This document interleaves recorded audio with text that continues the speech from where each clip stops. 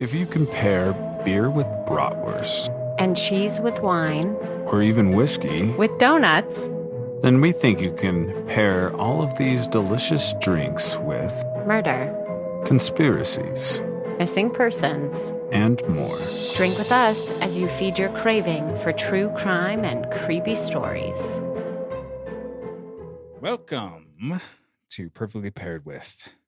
This is a podcast, if you have not listened, that my wife, Catherine, also known as Katie, but she likes to be called Katie, so I guess I'll call her that.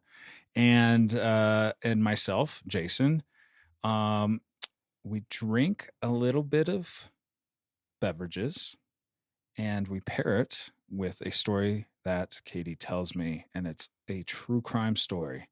All sorts of true crime. We don't just stick with killers. We go all the way to kidnappers, to conspiracies by the CIA and others, and a lot of fun stuff. So hope you stick around and listen to this one because we got a good one for you.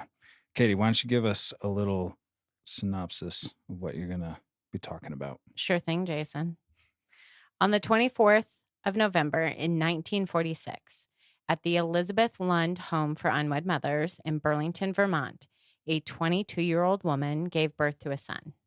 This boy would grow and become many things: a student, a brother, a teenage peeping Tom, a shoplifter, a burglar, a suicide hotline volunteer, a friend, a law student, a long-term boyfriend, an active member of the Republican Party, an abductor, a rapist, a torturer, a serial killer, a condemned prisoner, a husband, and eventually a father. From 1974 to 1978, Ted Bundy preyed on the kindness of women and used his good looks and unassuming charm to become one of America's most notorious serial killers. And when speaking of his own actions, Ted Bundy once said, "I don't think anybody doubts whether I've done some bad things. The question is what, of course, and how. And most importantly, why." So let's look at what he did and how he did it, all the while identifying characteristics that have been attributed as factors to explain why. And there is no shortage of explanations behind the monster that was Theodore Robert Bundy. Man, oh man. We're finally on to Theodore. Finally. Kind of surprised it took this long, but we gave ourselves the proper amount of time to, I guess, get somewhat good at podcasting. I think we are. But we want to give him the proper respect, if you will. Yes. Because that man, as you just heard, boy, what a jack of all trades type of guy until he really found his master craft. Yeah, his calling. Yeah, true calling. One of the best of the best. Yeah, some might say. The goat. The goat. He's my goat anyway. Yeah. I love Ted Bundy. He's Not love, but yeah, easy there with the I love him. big ol' L word there. But you've got infatuation with him for sure. He's fascinating. Yeah. I'm surprised I've never mentioned this. I mean, as far as you getting into true crime and liking it, it started long before you ever listened to true crime. So when I met Katie, she used to wear this bracelet around. And the bracelet was made of Scrabble pieces, just these little squares that were Mod Podge, so you couldn't even tell that they were Scrabble pieces, but they had a picture of, I don't know, how many were there? Like 8 on there or something like that? Yeah. Like 8 different serial killers. And this would always strike up a conversation between you and somebody else. And they'd be like, "Oh, I love your bracelet." And you talk about it. And then they'd always ask, like, "Well, do you have a favorite?" And you always said, "Oh, Ted Bundy." Oh, okay. So all day. Officially, from this moment on, we are going to do every single person on that bracelet. We're going to call it the bracelet series. And I think this is our first one. I like it. Ted Bundy is number 1 in the bracelet series. I don't think we've covered any of the other ones. I don't think either. You can think of Ed Gein's on there. Ed Gein, Son of Sam. Who's the clown? Jeffrey Dahmer. John Wayne Gacy. Yeah. So this is You are all hearing it first. This is the birth of the bracelet series, and we can thank my Sil for giving it to me when she first started dating my brother. Oh, So yeah, that's right. That's crazy. yes, I didn't like her until that moment, and then she won me over. Just knowing her personality is just a different type of gift for her Yes. to give somebody, but she does care, and Yeah. I guess I could see her picking out the right present, which she did. She's a great gift giver. I'll say that. She's really good. Yeah, shout out to her. All right, so now on to what we've paired this with. A little bit. I mean, actually, if you've been listening, any loyal listeners out there, of course, I will say with what you just said, like, oh, we're gonna do the bracelet series, and any loyal listeners out there will be like, all right, we'll see when it happens, because we still haven't made our OJ shirt, which we've mentioned a few times, and yeah, well, it's coming. Don't worry. But for this one, another thing about you is you really like wine. I do. You drink wine. I drink whiskey, and I have been very selfish. Yes. This whole podcast making, and pretty much just pick whiskey and beer. We've had a few mixed drinks in there, and but we've never done wine. So I'm not a huge wine person. Something in it, not all of them, but something in some of them makes my mouth feel weird, like the tannins or something. But so far, Cabernet Sauvignons haven't done that, and that's what I picked out today. We've gone with one from the state of Washington, since a lot of Ted Bundy's story is in Washington, starts in Washington. The state of Washington, to clarify. Yes. For anybody who's confused, not Washington, D.C. Opposite sides of the country. This is really cool. Really cool bottle. From Louise. I almost couldn't even read that. Columbia Valley. And it is made in Patterson, Washington. It's really cool. It's called The Burn, but I think the company is Born of Fire, or that's the whole thing. The Burn, Born of Fire. There's the picture. It's like a hawk. Really cool artistry. Yeah. So Cabernet Sauvignon, what do you think of those? So my favorite red wine is a Pinot Noir. But as I get older, I find Pinot Noirs to be more sweet than maybe I like. And if you're all hearing that sound, it's our automatic wine opener that clearly is losing some steam. Like, we need to replace its batteries. It's gonna happen. So I really like Cab Sauves because they are a little bit drier. They usually have a really robust, full body flavor. And I feel like I haven't had a good glass of wine in a really long time. So I'm kind of excited about this. And a good cover on a wine bottle can sell even not novice wine drinkers. Oh, that's like, I often pick bottles based on region, obviously. Yeah. Oregon's a really good area to buy Pinot Noirs from. Washington's not too far. So I go usually to a region, and then I pick the best bottle with the best name. Best name or best art. Yeah. Yep. Cheers to the goat. The goats. Theodore. Mm-hmm. A couple goats named Theodore. Who's President. Theodore Roosevelt. He's my favorite president, too. He's pretty, I mean. Teddy. I guess you got to throw in Abraham there for a goat. But he's the goat of the modern century. Well, I wouldn't go that far. I think I have another goat in mind for modern era. I think it's good. It's not too sweet. I get a lot of cherry. I think it's a pretty good Cab Sauv. Yeah, it's pretty good. I mean, kind of like you with whiskey. A lot of them just taste the same. But I can taste what you're saying, like with cherry. I think it's good. It does taste pretty sweet. Interesting. I'm curious if I'd be able to tell the difference between a Pinot Noir and this. See, I think you could. We'll have to It's do a bit sweeter, right? The Pinot Noir test later. Yeah. Yeah. And this, now that I'm like letting it sit, it definitely has a dryness it does. that Pinot doesn't really have. Nope. Yeah. No, I like that. Well, a wine from Washington State that kind of looks like blood is perfectly paired with a story about a man who's going to leave a trail of blood pretty much wherever he went, starting in Washington State. On Theodore Robert Cowell's birth certificate, the father was listed as an Air Force veteran and a salesman by the name of Lloyd Marshall. There was also a stamp on the document which read, illegitimate. Despite naming Marshall as Ted's father, questions about Ted's paternity remain to this day. There is even a theory that Ted was a product of incest between his mother and his maternal grandfather. I'm just curious.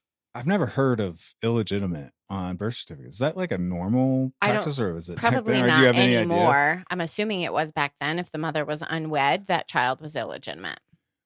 Oh, well, it definitely wasn't on my birth certificate. Well, you weren't born in the 70s. Yeah, but that would be cool to have a illegitimate on there. It's just a bastard stamp. stamp.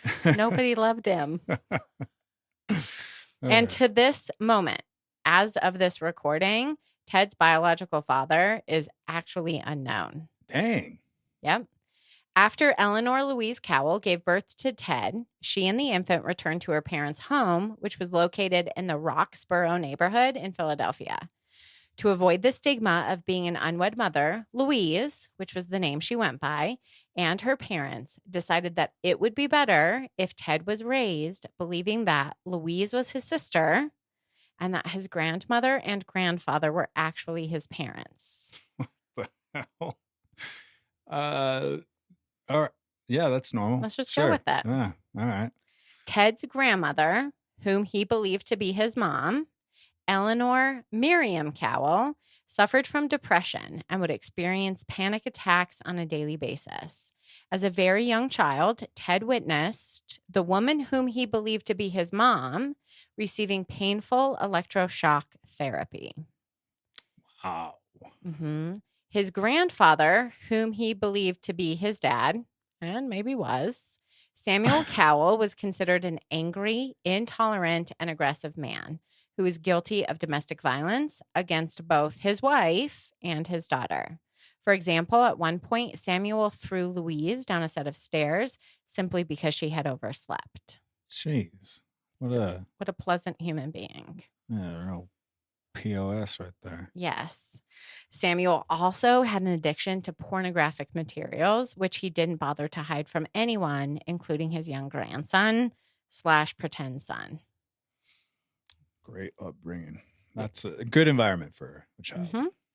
Now, when looking for signs in the young Ted that might indicate he would one day become a serial killer, the three indicators in the McDonald triad seem to be absent.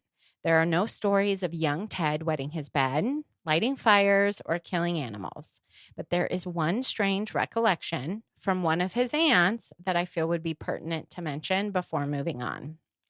So on one occasion when Ted was just 3 years old, he took all of the knives from the kitchen and laid them around the body of his sleeping aunt so that the blades were all pointed in at her.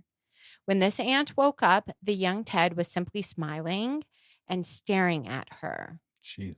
Just like he was waiting for her response. Sounds like a scene from American Horror Story, like the Antichrist one. Yeah, they probably should have checked his head. Yeah. Or it could For have the been mark of the beast. Damien. What the? Damien Bundy. Now, when all right. Ted was 4 years old, he and Louise, whom he still believed to be only his sister, moved to Tacoma, Washington to live with her Uncle John Cowell, or Uncle Jack, as he was called. So as a 4-year-old, Ted was pulled from the two people he believed to be his parents and moved completely across the United States of America. Now, Uncle Jack was very different from his brother Samuel. He was a concert pianist and a professor of music at the University of Washington. He was wealthy and important, and Ted grew to envy and resent everything about that lifestyle, at least according to his younger cousin, a woman named, well, she's now a woman, named Edna, who would actually have been Louise's cousin, but there was all that messiness. Edna had spent many of her summer days in Washington with her older brother, John, and her cousin Ted swimming and fishing on the Puget Sound. Puget Sound's A sound is like a body of water that's inland but connected to an ocean, and Puget is the name of this body of water. Okay. Edna actually referred to these as like the golden days. I think they were pretty romantic, not in the sense of, ooh, I love you romantic, but ideal. Okay. All right. Now, when Ted was 5 years old, Louise married a military cook named Johnny Bundy, and Ted was officially adopted, making him Ted Bundy. Louise and Johnny would add 4 other children to the Bundy household, 2 boys and 2 girls. Now, this life with a cook as a father failed to meet Bundy's desire of a life more like his cousin Edna's and John's. Thinking of his childhood, Bundy once said that he wanted to be adopted by Roy Rogers. He stated, quote, "My life was boring, and the life of Roy Rogers was exciting," end quote. Interesting choice. If that's exciting to you. All the celebrities you could go with. Man alive. Now, as a middle school student, Ted was very shy and even struggled with a stutter. He was socially awkward, wasn't very good at making friends, and at times was a victim of school bullies. For one, Ted always chose to shower in a private stall at school, while the other boys would use the communal one. In response to this, Ted's classmates would pour cold water down upon his head while he showered. By age 15, Ted was already peeping into the windows of 8 to 9-year-old girls. Around that time, Ted became a master shoplifter and was the suspect in 2 burglaries, although never officially being charged. From this youthful age, Bundy seemed to revel in his ability to outsmart authority and law enforcement. Now, the Ted Bundy who started his collegiate education was very different from the stuttering, socially awkward boy who struggled to speak to girls. College Ted was charismatic, well-spoken, driven, and on top of all of that, he had almost movie star good looks. While first attending the University of Puget Sound, then Temple University, and ultimately the University of Washington, Bundy studied several things. First, he studied intensive Chinese because he believed China was the country of the future. Then urban planning before settling on psychology. Chinese. That's so funny. Him and Dwight Schrute.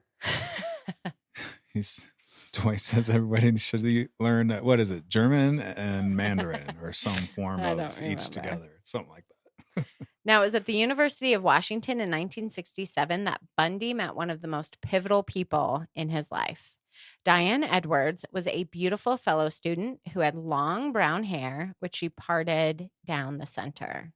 Now, Diane has been referred to using several pseudonyms. The most well-known name is Stephanie Brooks, which was used in a true crime book entitled The Stranger Besides Me by Anne Rule, which I read in preparation for this podcast.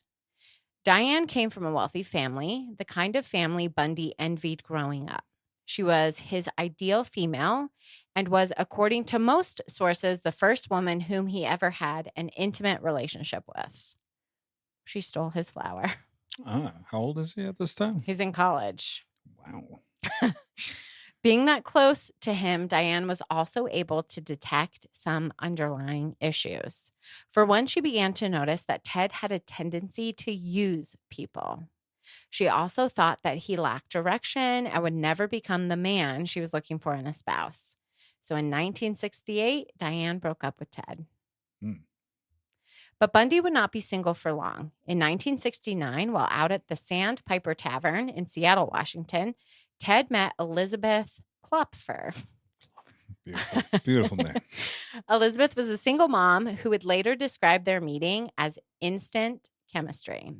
What's ironic is on that night, she was actually trying to avoid another creepy guy at the bar when she encountered Ted. she couldn't catch a break that night. Creeps coming in from all directions. It was also in 1969 that Ted, at the age of 22, became curious about his parentage. Ted always felt that Louise couldn't have just been his sister. Had she just been that, he was confident she never would have been able to take him across the country to live in Washington. So Ted went back to Vermont and acquired a copy of his birth certificate, confirming the lie that he had been told his entire life and reinforcing Ted's insecurities about the family he came from. Because if he originally thought he came from kind of like a white trash family, and then he finds out that his sister is actually his mom, like it would just compound it. Was there anything else that he found to make him decide to check? It was just this idea that, like, well, how'd she take me? I think away from my mom. I think his cousin John told him that Louise was actually his mom. Because while that would be kind of suspicious, his environment he was growing up in was not great. And so, yeah, you know, your sister's old enough to like take you away and save you. Yeah. But still, I'm sure somebody, like you said, maybe, would you say cousin? So I think it's his cousin John. So Edna did an interview, and I read that interview as a source. And she recalls it being her brother John that actually showed him his birth certificate. But Ted Bundy tells the story that he went to Vermont and acquired a copy. So I'm sure the truth lies in a combination of those two stories. There also might have been some math on his part where he was like, oh, my mom's this old. Yeah. And now that I've had sex one time, I understand she probably was a little long in the tooth. Yeah, and a bit crazy by that time. Like, yeah. Yeah, okay, go on. Now, it was during this part of Ted's life that he started volunteering for a crisis clinic suicide hotline. It was there that he met a woman by the name of Anne Rule, and any true crime fan will recognize her name, as she is probably the most prominent true crime author ever. Really? She recalls feeling completely safe while manning the phone lines with Ted, even in the early hours of the morning, like 1 a.m., 2 a.m., when it's just the two of them in this building. What's crazy is that she actually started collecting information about the girls that went missing, later to be attributed to Ted Bundy, and actually starting to write her book about these victims before Ted was ever arrested. What? Yes. So she literally is working with this man on a suicide hotline. She had been writing for like a mystery magazine. She then started to write true crime articles for newspapers, and she started investigating these missing women before she knew that Ted had been arrested and before she knew that Ted was responsible. Holy cow. That's, I mean, like the true definition of a small world. Oh my gosh. In this book, she talks about how strange it is that if this was a fiction novel, nobody would believe it. No, but it's she so far-fetched. She's taking him out to lunch after he'd been arrested for the first time in Utah. And they're like they're getting sloshed on white wine. Wow. Well, you should take a drink of your red wine there, because you're going, and you got a good pace going, but now, you won't be able to take any drinks with me. I'm almost done with mine. Now, in her book about Ted, she even admits that she knows Ted took numerous lives, but at the crisis hotline, she also knows that he is responsible for saving them. Oh, wow. Now, despite being in a relationship with Elizabeth and even filling a father-like role for Elizabeth's daughter, Molly, Ted was not completely over Diane. After the breakup, he worked extra hard to become the man that she wanted him to be so that he could win her back. So Ted became very active in the Republican Party, working for multiple Republican candidates. For example, he worked at the Seattle office for Nelson Rockefeller when he was running for president. And when Arthur Fletcher was running for lieutenant governor, he worked as his driver/bodyguard. Huh. Was he does he ever say anything about his political views? Did he just happen to have opportunities with the Republicans, or was No, he?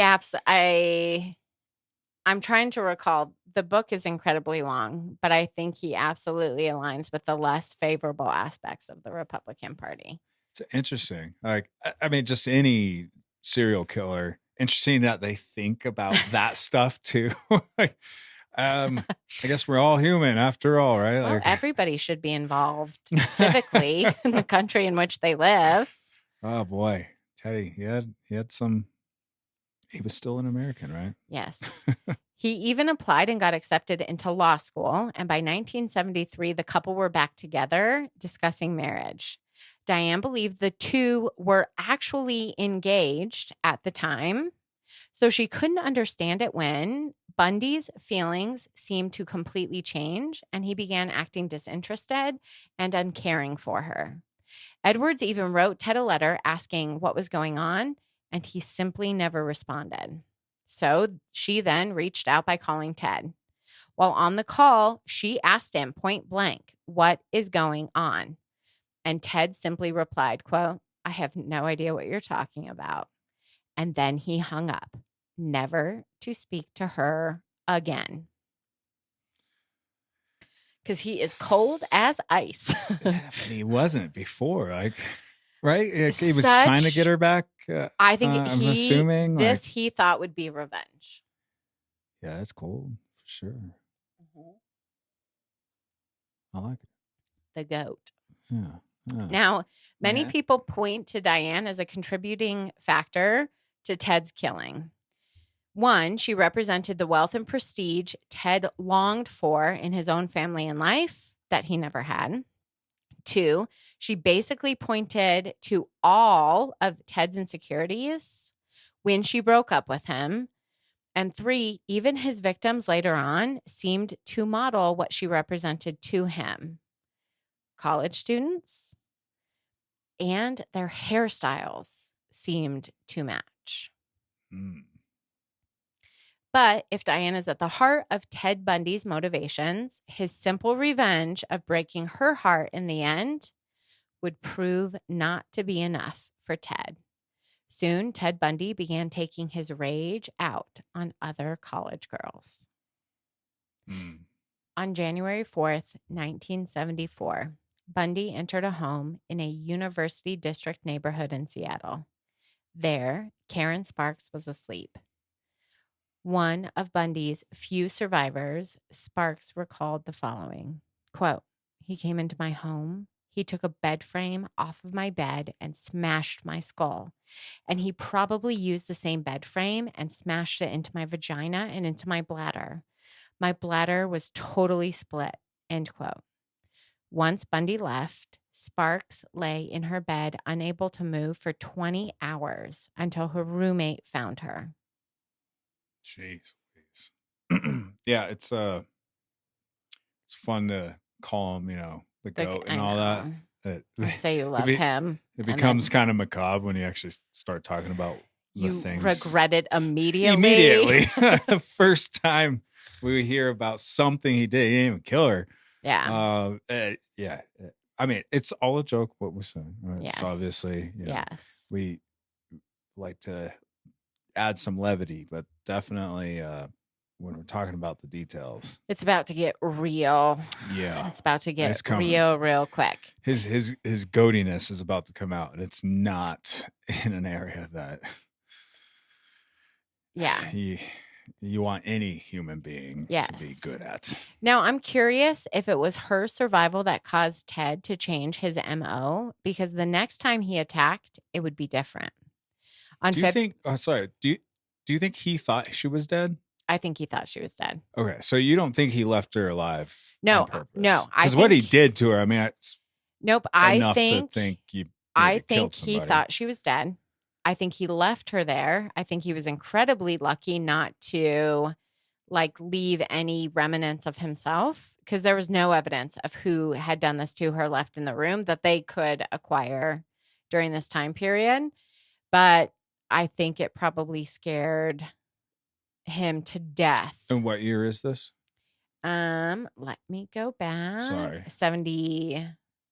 73? Okay, so 74. Okay, 74. so forensic science isn't like Yeah. very far No. along. Correct. So he probably didn't have to like really study much. I don't think he was understand. thinking about it. Okay, because he's a smart guy. Yes. Which I'm sure, we'll hit a lot on like how smart he is. He really is, and He's either smart or incredibly lucky or both. And those people, I think, are the scariest. Yeah, So. I'd go with both for him, especially some of these future ones. Now, then on February 1st, so less than 1 month later, Ted Bundy entered another home through a back door in a green off-campus home where Linda Ann Healy was living with her roommates. He attacked Linda in her bedroom, causing her mattress and her nightgown to become saturated with blood. Jeez. Before abducting Linda, Ted Bundy changed her out of that bloody nightgown and into the clothes she had been wearing the day prior. Then he threw the comforter over the bloody mattress spot and took Linda from the home, never really to be found and completely undetected. And that is why we say he's the goat. Yeah. Did he ever disclose what he did to her? Like, why was there blood left? So Or is let's continue because Okay. he's going to talk about some victims. Some victims' remains are going to be found. And I feel like if we address any of it now, it's going to become convoluted. I concur. Oh, actually, we're going to get right into it. Oh, okay, cool. Ted Bundy then took her body out to a wooded area where, after her death, he would visit the corpse and rape the remains until decomposition or animal activity prevented him from doing so. Gross. Yeah, is that gross? What the? I don't know. It's so he weird. leaves you speechless. Yeah.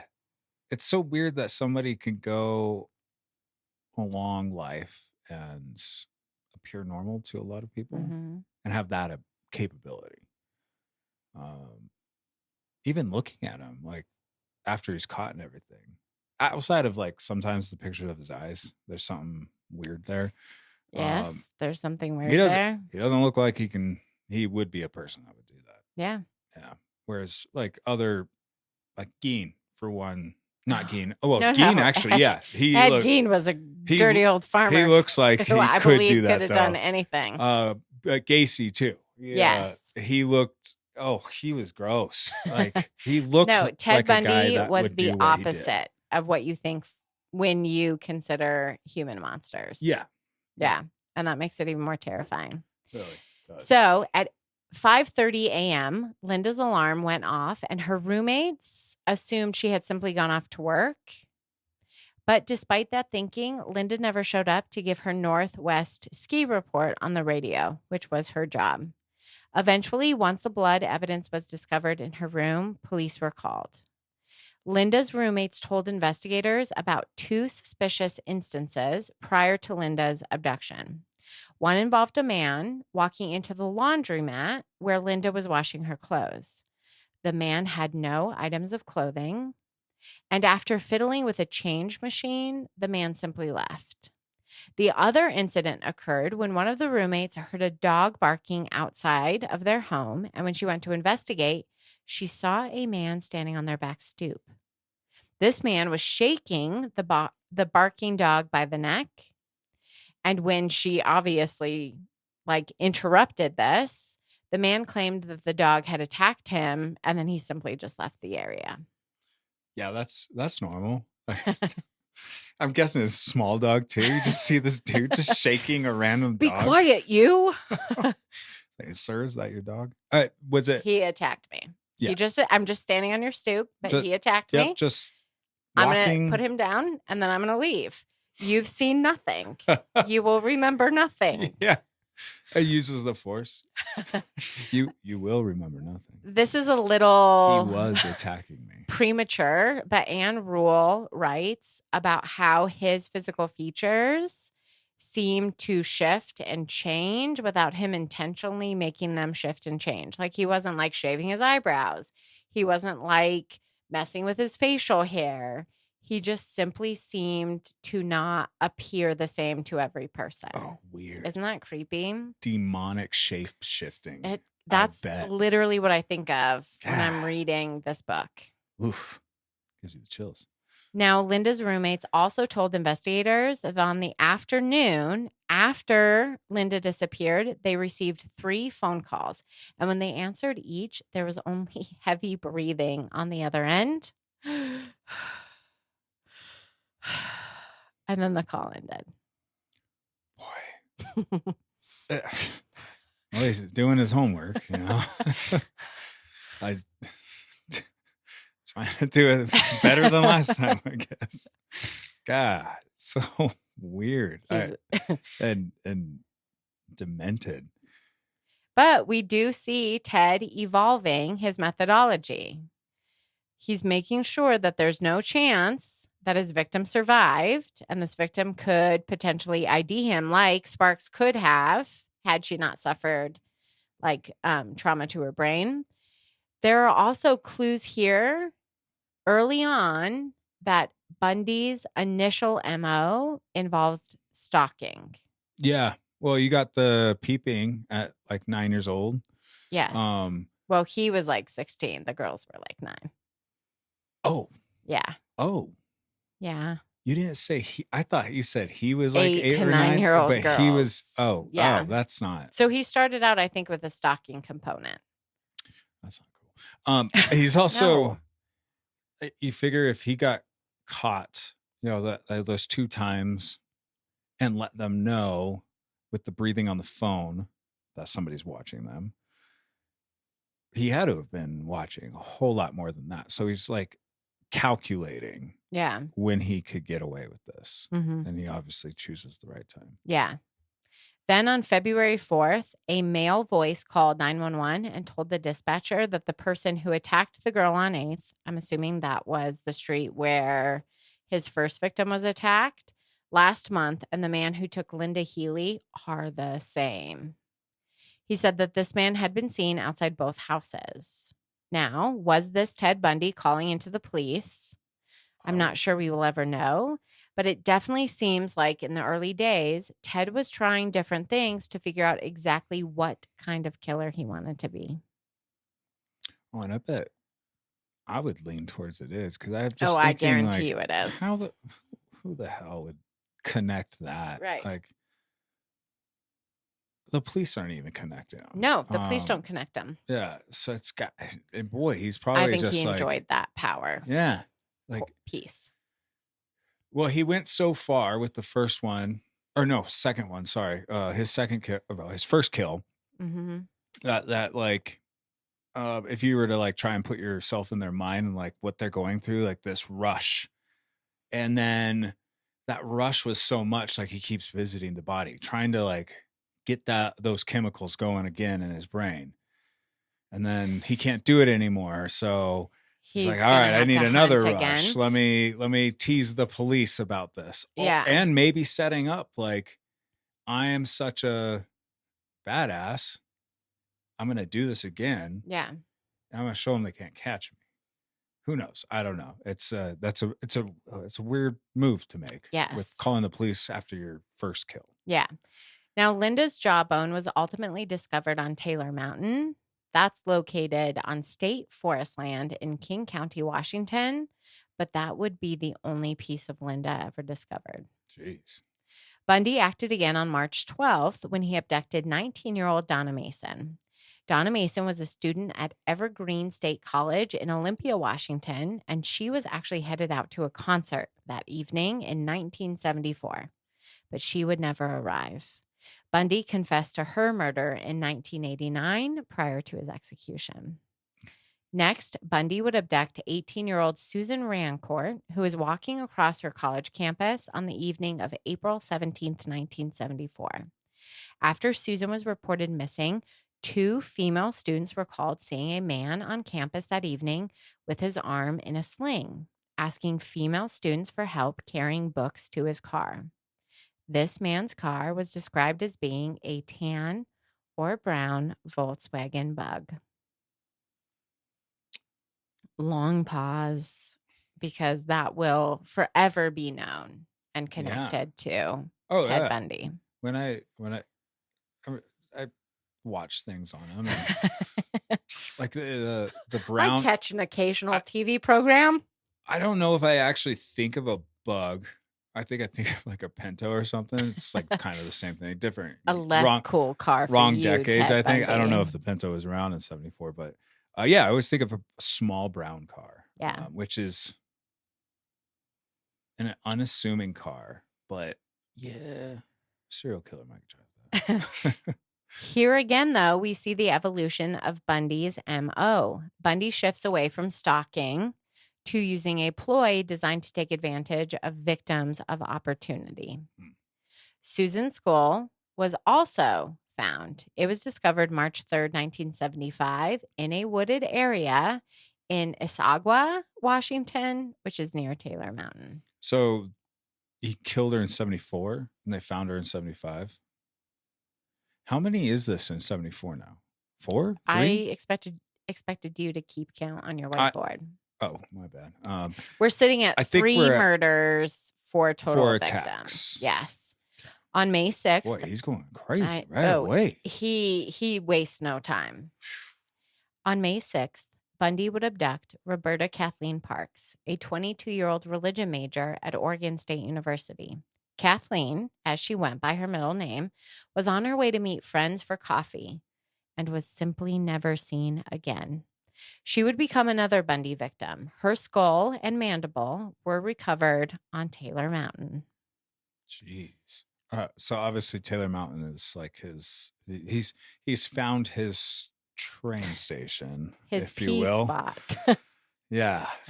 For those that don't know, train stations from Yellowstone, and that's where they take their kill victims. Yes. They kill them there and then throw them off, and nobody finds them. This is 75 now, right? 1975. You said May. No, so victims' remains were found in 75. He's still killing in 74. Because our next victim occurred on June 1st, 1974. This is when Ted Bundy would claim his fish. Is everybody we've talked to about before this? Yes. So the first half of 74, he's at 4 victims. This will be his 5th. 5. Yes. 5 and half a year. Yes. On June 1st, 1974, Ted Bundy would claim his 5th official victim. Most likely, he picked up a hitchhiking Brenda Ball sometime after 2 a.m., which was the closing time at the Flaming Tavern where she had enjoyed her evening. Brenda's skull was also discovered on Taylor Mountain. Bundy's next victim would go missing on June 11th, 1974. Georgianne Hawkins left her boyfriend's house around 1 a.m. to walk just 6 houses down to the Kappa Alpha Theta sorority house where she lived. And to tell her story, I'm going to use information from the confession given by Ted Bundy himself. According to Ted Bundy, on that early morning, Ted used crutches to appear injured, vulnerable, and harmless. As Georgianne walked towards him, Ted dropped the books he was holding and asked the young sorority girl for her help. After retrieving Bundy's books from the ground, Georgianne carried them to Ted's Volkswagen Bug, and as she bent down to put the books into the car that Bundy would use in almost all of his attacks, Bundy used a crowbar to hit her in the head, knocking her unconscious. Then Bundy put the inanimate body into the spot in the Volkswagen Bug where he had removed a seat so that no one could look in and see her body. As Bundy drove, Georgianne actually regained consciousness, so Bundy hit her again with the crowbar. Once he had her body out in the woods, he raped her and then choked her to death.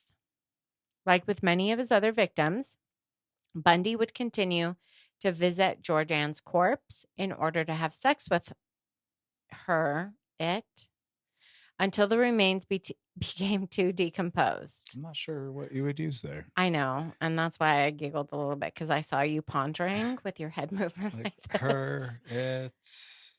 She's gone. So he's gone. just doing it to it. Yeah. Georgianne's remains have never, ever been discovered.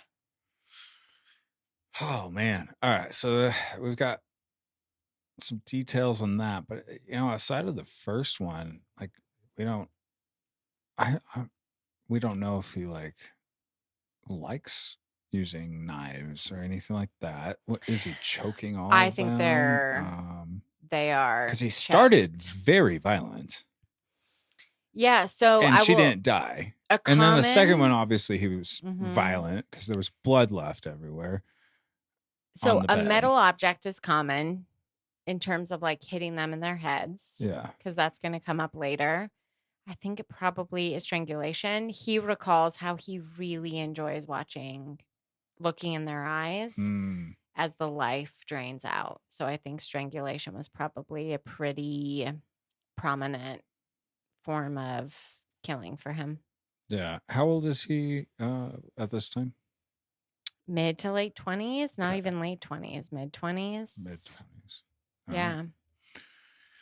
Well, let's go on. All right. Ted Bundy acted again on July 14th, 1974. That day was a rare day in the state of Washington. The sky was a cloudless blue, and the temperature actually reached into the 80s. Wearing blue jeans and a white T-shirt, Bundy took to Lake Sammamish State Park. Hunting amongst the 40,000 people who were enjoying the sun and the park that day, Ted, wearing a beige sling on his arm, asked numerous young women to help him with his sailboat. Ted's first intended victim that day actually followed him to the parking lot in order to help him out. But when she got to Ted's VW Bug and noticed that there was actually no sailboat in the parking lot, she obviously questioned the handsome young man. Ted explained that they actually would need to drive up the road to his parents' house to get the sailboat. But this girl, who probably had a pretty strong feeling in her gut at that time, actually wound up telling Ted that she was already late and that she wouldn't be able to help him after all. Smart. Now, this same intended victim would see Ted walking toward the parking lot later that afternoon around 12:30 p.m., and he would be walking with another pretty young lady. Ted had approached 23-year-old Janice Ott as she sat alone on her towel getting some sunshine as she wore her black bikini. Unlike most of Ted's victims, Janice had long blonde hair. As Ted explained his predicament to Janice, other lake goers that day actually were eavesdropping, and they overheard him introduce himself. And he said, "Hi, I'm Ted." So after pulling on her white T-shirt and her jean shorts, Janice followed Ted to the parking lot, and that would be the last time she would ever be seen alive. By 4 that afternoon, Ted was back at Lake Sammamish, this time wearing what one witness described as a white tennis outfit. So he needed to change. He needed to change and look like a preppy tennis player. Or Joey Tribbiani at Chandler and Monica's wedding. Oh, yeah. I was thinking when he bought a sailboat. He's just pretending to be, preppy. Fancy. Yeah. Now, shortly before 4 p.m., Ted came up to a 16-year-old girl walking back to her group of friends after visiting the restroom. Still wearing the sling on his arm, he asked this young lady to help him launch his sailboat. When she said no, Ted actually became quite insistent. He even started to tug on her arm, but she stood completely firm, and she refused and then went on her way. Then around 4:15, Ted approached another woman and asked for her help. This woman, too, said she couldn't, that her friends were waiting and that she was in a hurry. After staring at her for what felt like a really long moment, Ted replied, "That's okay," and he went on his own way. But then, around 4:30 p.m., Ted came upon Denise Nesland. She, too, was on the way back from her, a restroom visit back to her friend group, but her friends would wind up waiting for her return because she was the type of person who absolutely would help somebody in need. And Denise would last be seen following Bundy to the parking lot. When questioned about these two murders while incarcerated in Florida, Bundy stated that Janice was actually alive when he abducted Denise and that he forced one of the girls to watch as he murdered the other. But Bundy recanted that part of his confession the day before his execution. Oh, so it's probably true. And skeletal remains belonging to both Janice and Denise would be discovered by grouse hunters in September of that year, 2 miles east of Lake Sammamish, which makes me think that maybe it was true because the remains were found together. Super close to Lake Sammamish. Yeah, wouldn't that make it could be true? That's what I said. You said it sounds less true. No, I didn't. Sure. Do you want to go back? Yeah, let's go back. And this is why, if we had to choose a category for our podcast, we couldn't choose true crime. It's a podcast about a husband and a wife who the wife is really into something and the husband just like tolerates it, but is only semi-listening because that was a moment where it's a relationship podcast, true crime, yes, and a little bit of comedy. Yes. Do they have that category on Spotify? I don't think so. It's amazing. They need to add it. So, Mr. Spotify, we'll dominate it. we will be the only podcast there. That was a true, like, whatever. I think it's an insurance commercial or something when they do the instant replay. They throw the flag. Yeah. That it just happened. I was right. And every married couple out there wishes it would. All right. So I wouldn't say you were right. Let's quickly do this. I wouldn't say you were completely right. It sounded like, to me anyway, and listening to it again, it took me a second and I was like, oh, wait. It didn't take you a second. You said it. Do you want to go back? It didn't take you a second. Well, we don't have that recorded. You said it was true. Yeah. I thought you said it's less true. So. All right. Well, after these two women were reported missing from the state park, several of the women who had been approached by Bundy came forward to provide information about this man, including his name, a description of what he looked like, the ruse he seemed to have been using with his arm in a sling, and the car he had been driving. For the first time since our very first victim was attacked, and all of the subsequent following victims, that's redundant, I apologize. The subsequent victims who had gone missing, investigators had a name and a sketch of a face of the man who was hunting college-age girls in Washington. And a lot of them in a very short amount of time. And Oh. I'm curious if they've connected all of them for the first time. Maybe they're just like, oh, wait. No, so I think at this point they're all being connected. Are they all from the same college campus too? They're from different colleges, but they're all college girls. Yeah. And I will say that investigators at this time, prior to this Ted becoming their suspect, they are grasping at straws because they have nothing. And Rule describes investigators thinking that has something to do with astrology because the timing seems to be like monthly or certain months are being used.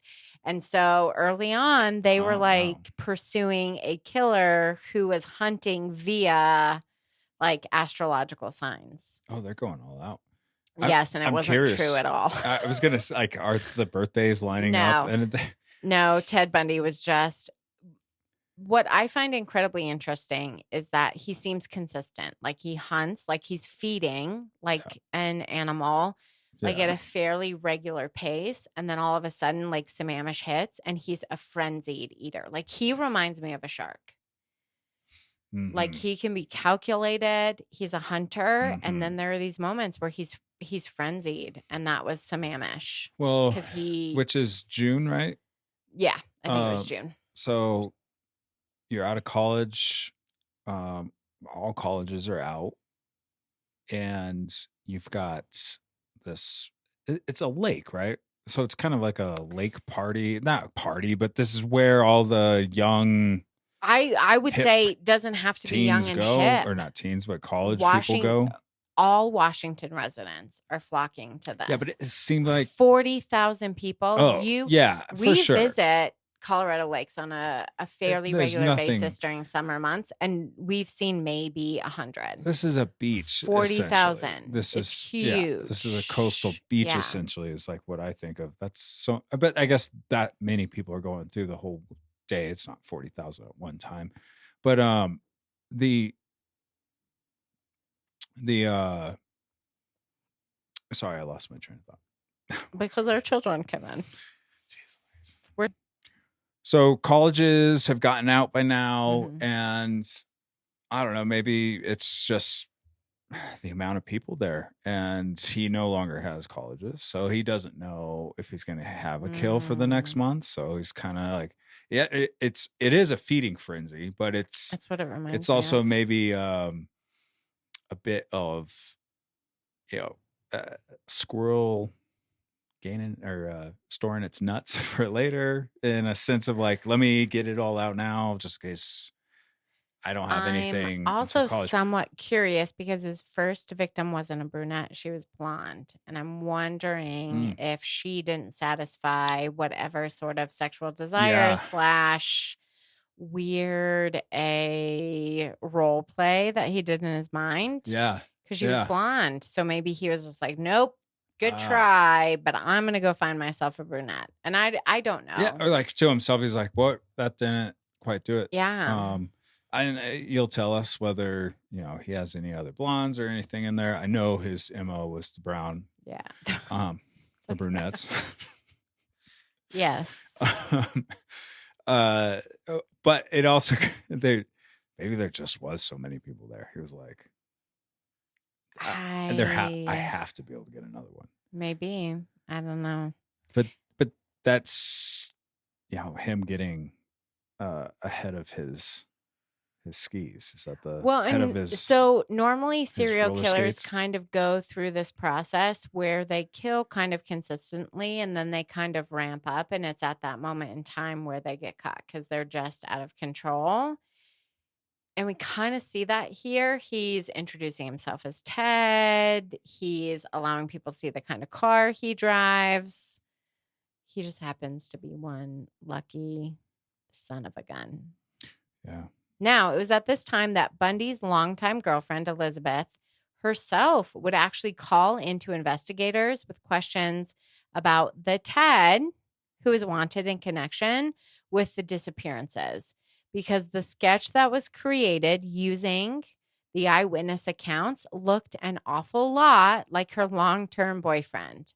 And the vehicle description even seemed to match Ted's car. But there always seemed to be a reason for her to conclude that it wasn't her Ted that was responsible for these attacks. So she calls the police. And then, she literally asked the question, like, did this Ted wear a watch? Because she knew her Ted wore a watch, and they didn't have information about that. And she was like, well, what color was the Volkswagen? Because my Ted drives a bronze Volkswagen. And they were like, no, we think it's a tan or a brown, which is bronze. And so she was like, phew, the man that I am currently sharing a bed with who helps me take care of my child is not the serial abductor. It's crazy. She just knew. And there's a sketch, right? Like it the looks sketch just like Ted if I remember Bundy. right, it His does look just like hair, it is and she Ted sees Bundy. the sketch and she's like, oh fuck, that's Ted. Oh my gosh, that's my Ted. But she's either in denial or she's either in denial or she wants to protect him. She doesn't want it to be him. Yeah. She just doesn't want it to be him. Yeah. But she knows it is. So she like calls and is like, well, does this Ted have this, and this? And they're like, I don't know. And she's like, phew, not my Ted. And this poor girl goes back and forth all the way up through, I think, his Florida trials. Oh, wow. Yeah. Now, by mid-September of that year, Ted Bundy had moved away from Washington State to Utah, where he would be attending law school.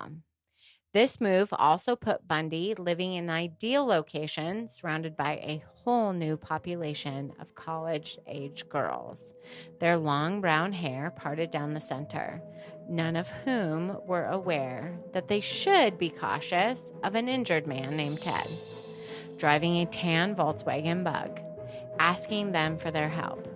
In Utah, Ted would be free to hunt again, and he would.